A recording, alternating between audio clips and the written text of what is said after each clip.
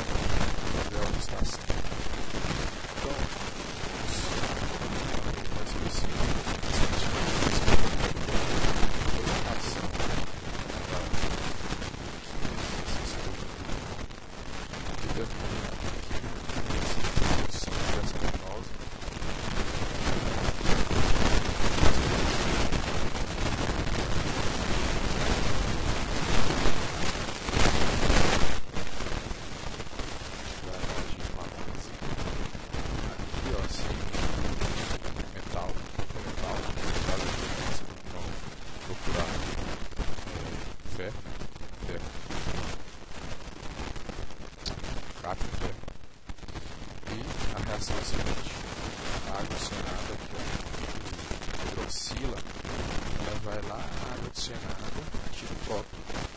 Quando tirar um próton, o OH- vai virar água, e a água adicionada é peróxido, mas peróxido. Esse peróxido vai reagir com o carbonato da uranol, vai formar um outro peróxido. Esse peróxido ele é instável. Esse instável vai formar um então essa é a reação de quimiluminescência do uranol. Então, a letra certa, a letra 48. Essa questãozinha tinha um pega.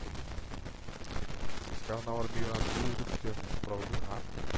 A determinação da estrutura de uma molécula dá-se por uso de diferentes ferramentas analíticas, especialmente aquela baseada em métodos espectroscópicos como espectroscopia de absorção de ultravioleta, visível e infravermelho. Acerca da estrutura, chave dessa questão estava aqui. Quem passou batido aqui a estrutura. Essa palavrinha errou a questão. Por quê? Quando você lê as respostas, você vai ficar entre a A e a E. Por que você vai ficar entre a A e a E? Ele fala assim, ó. Então, infravermelho. O que a gente usa com infravermelho? Você pode usar para determinar a concentração de uma substância, né? Então, aqui eu determinar a concentração. Você usa o infravermelho para isso. Identificar grupos homórficos também. Desculpa, o ultravioleta. Agora o infravermelho. O infravermelho você vai usar para quê? Para identificar uma função química ou grupo funcional?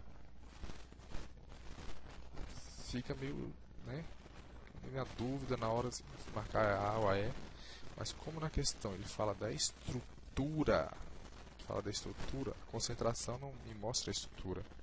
Quem vai me mostrar a estrutura são os grupos cromóforos. E o infravermelho, ele não determina a função química.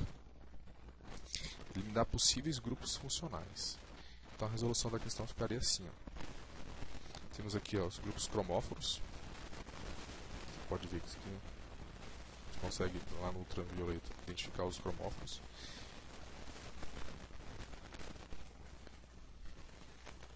Ficaria dessa maneira que cada cromóforo, você pode ver aqui, ó, piridina, isoquinolina. Então cada substância vai ter um cromóforo específico. E para você determinar a concentração, você teria que fazer uma reta com 5 pontos, né? Fazer a equação da reta, determinar o R e pegar essa substância lá, sua solução, e, de acordo com a reta que você fez, ver a concentração. Então, aqui, ó, de novo, infravermelho, nós temos aqui, ó, por exemplo, aqui, ó, OH, ó. OH é função química, mas com OH pode que aparecer lá o pico, os picos são bem próximos, as bandas, desculpa, pode ter ácido carboxílico, aldeído, fenol. Então, nós identificamos aqui, ó, ele até fala aqui, ó, esse tá bem, fala aqui, ó, grupos orgânicos, não sei se aqui, aqui mais uma vez, determina grupos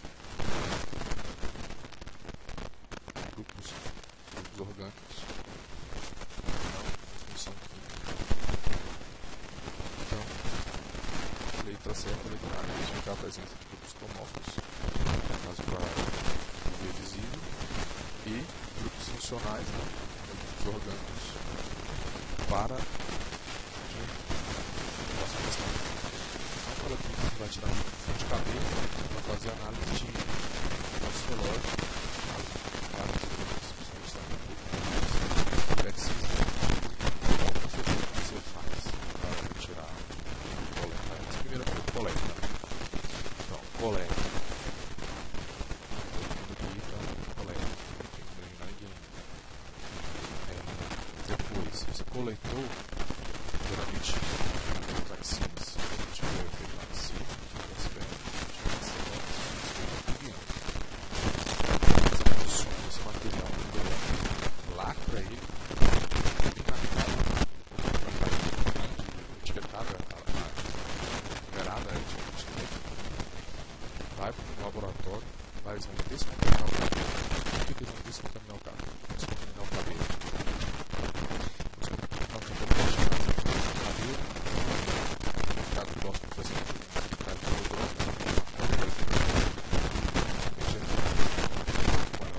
fora do cabelo. Você vai fazer a digestão do cabelo. Por que a digestão? A digestão do máximo, para você poder retirar o excesso dentro do cabelo da substância orgânica. Vai jogar um solvente para você extrair essa substância orgânica. No caso aqui, precisa verificar igual. No caso dele. Mas se você olhar aqui a eletrofórese capilar, absorção atômica, eu vou mostrar para vocês. Dá para ver a absorção atômica. Que é droga. Toxicológico.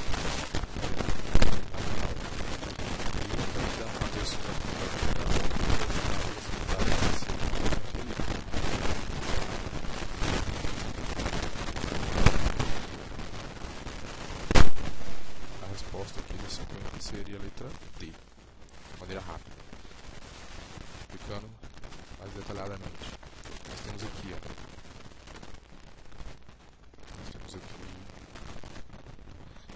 Aqui um CG, injeção da amostra, coluna, a molécula que foi volatilizada passa por aqui dentro, e aqui você tem um espectrômetro de massa, onde você tem os íons que vão atacar a molécula aqui, né, para formar fragmentar a molécula e você detectar aqui. Detectou lá. Então, aqui estaria o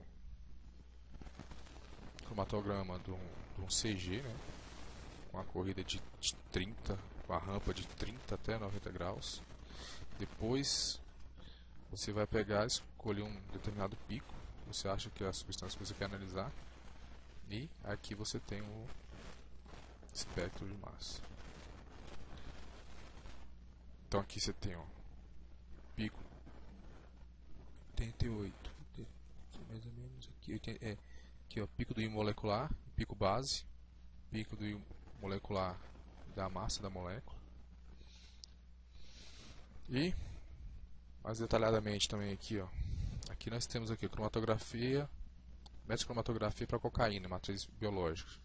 Então aqui é tudo numa análise só. O MS aqui o CG, e a identificação da substância está aqui, ó, cocaína.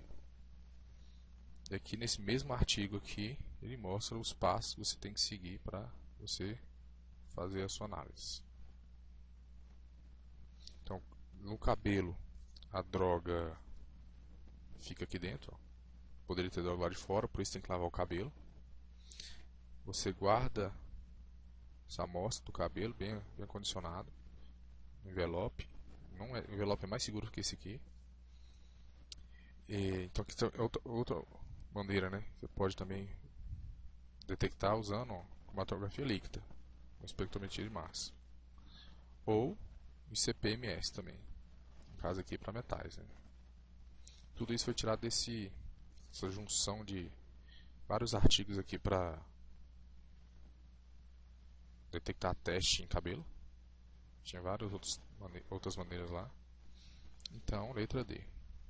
Essa próxima aqui, o tempo está acabando, só tenho 15 minutos para poder postar no Facebook ou no YouTube. A letra certa é a letra E, por quê? Se você olhar aqui, ó, aqui o nitrogênio está com uma carga 2+, se você somar vai dar 0, aqui dá 0, aqui dá 0, ó, somando tudo, a carga formal é 0. E aqui vai sobrar uma carga mais 1, então a resposta seria essa. A carga formal se calcula dessa maneira, e o N2 que ele fala lá na questão tem duas ressonâncias. E a 49, também da maneira rápida aqui, como ele pede lá para você calcular, né, a quantidade pequena, você vai usar pipeta graduada, um Becker, né, balão volumétrico de 100, não. E como ele fala de 1 mol lá, NaOH, daria para fazer o cálculo aqui, mas eu não tenho mesa digitalizadora. Então aqui, ó, como ele fala de 1 mol, lá na questão também ele fala de 1 mol de NaOH, então como é 1 para 1, então 1 mol de NaOH, você não usa hidróxido de amônio, você usa NaOH, e você ficaria entre a B e a C, mas como ele está falando de 1 mol, para neutralizar 1 mol da base lá, então você teria que usar uma quantidade um pouco maior, né? Então 8,3 ml de ácido clorídrico. Vou ficar por aqui porque acabou o tempo.